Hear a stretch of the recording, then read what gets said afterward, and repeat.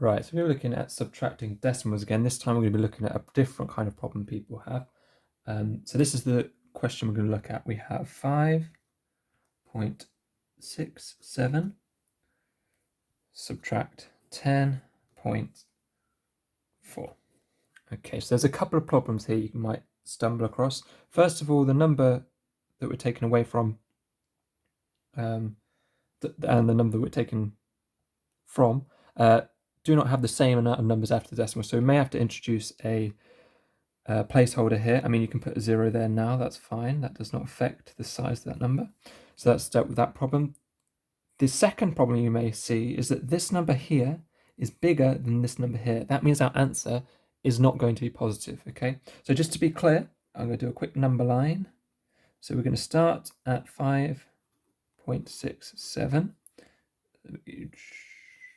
Just do a rough line going this way. We're going to have to take away 10.4. Okay, now 10.4 is more than 5.67. Okay, so that means when we take away 5.67, we are going to end up at 0. Okay, so basically we need to know if we're taking away 10.4 from 5.67, how much past 0 are we going to go? So as we've just done here, I would first of all end up going to 0 and then see, well, how much past 0 is 10.4 in total. So we've already gone 5.67 of the way towards our 10.4. So we just need to work out the difference between these two, and it will tell us this gap here. Once we've worked out that gap here, whatever we're taking away, that will tell us where we end up.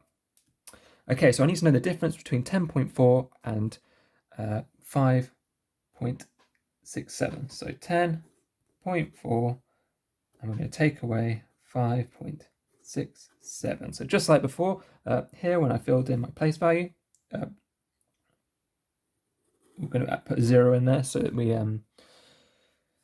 have the same amount of digits. Then we're going to do 0 take away 7. We're going to exchange a tenth into 10 hundredths. So then we've got 10 take away 7 is 3. And we can't do 3 take away 6. So we would borrow a 1 from the units. We don't have any units, so we're going to borrow 1 from the 10 to give us 10 units. We're going to exchange one of them units, so that leaves us 9 units for 10 tenths. And then we've got 13 take away 6 gives us 7. Okay, and then 9 take away 5 gives us 4. Don't forget our decimals have to stay in the same place.